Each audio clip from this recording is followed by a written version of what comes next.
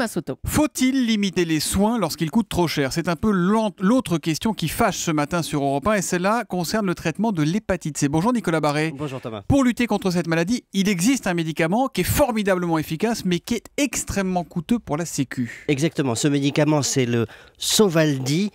Il a été mis au point par une firme américaine qui s'appelle Gilead. Et l'équation auquel font face les ministres de la Santé européens est la suivante, c'est qu'une cure de ce médicament coûte 50 000 € environ par patient.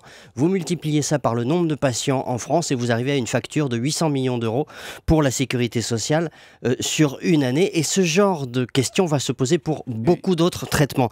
Et donc vous avez ce conflit entre l'éthique médicale d'un côté, il faut soigner quel que soit le coût, et puis de l'autre côté, les limites d'un système de santé dont les ressources sont limitées. Et si on utilise beaucoup de ressources pour ce type de traitement, vous en aurez moins pour d'autres choses et d'autres patients. Il faut peut-être choisir nos priorités parce que c'est extrêmement choquant d'entendre dire on pourrait soigner ces gens mais ça va nous coûter trop cher donc on va les laisser mourir. Exactement. Alors l'une des pistes évoquées dans beaucoup de pays, évidemment, c'est le rationnement.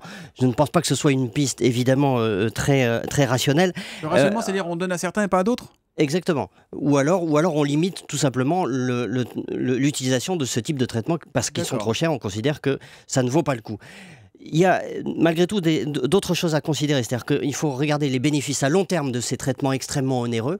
Et dans le cas de l'hépatite C par exemple, on peut se dire que si cela évite des cancers du foie, si cela évite des cirrhoses plus tard, eh bien, il y a un bénéfice à long terme pour la collectivité. Ah oui, l'économie elle vient après. Hein. Exactement. Oui. Et puis l'autre piste à utiliser, c'est évidemment la concurrence, c'est évidemment la recherche. Pourquoi ? Parce que dire quoi, oui, ça beaucoup de ces traitements sont très coûteux parce qu'il y a énormément de recherche derrière, mais c'est justement parce qu'on accepte qu'il coûte cher que la recherche est encouragée et que d'autres labos se lancent dans ce type de recherche. Dans le cas de l'hépatite C, par exemple, un concurrent est en train de mettre au point un traitement tout aussi efficace. Donc, vous voyez, c'est pas en rationnant ces traitements onéreux qu'on arrivera à quelque chose, mais c'est vrai que dans l'immédiat, ça met en péril souvent les comptes des systèmes de santé dans les pays occidentaux, systèmes de santé qui, comme vous le savez, ne sont pas au mieux de leur forme. C'est sûr. Lutter contre les gaspillages de la Sécu, c'est une chose, mais si on ne soigne plus les gens alors qu'on a des médicaments disponibles, là, ça devient évidemment très très compliqué et la pilule, sans jeu de mots, est dure à avaler. L'édito éco de Nicolas Barré, directeur de la rédaction des Échos, c'est tous les matins à 8h10 sur Europe 1. À demain Nicolas. À demain.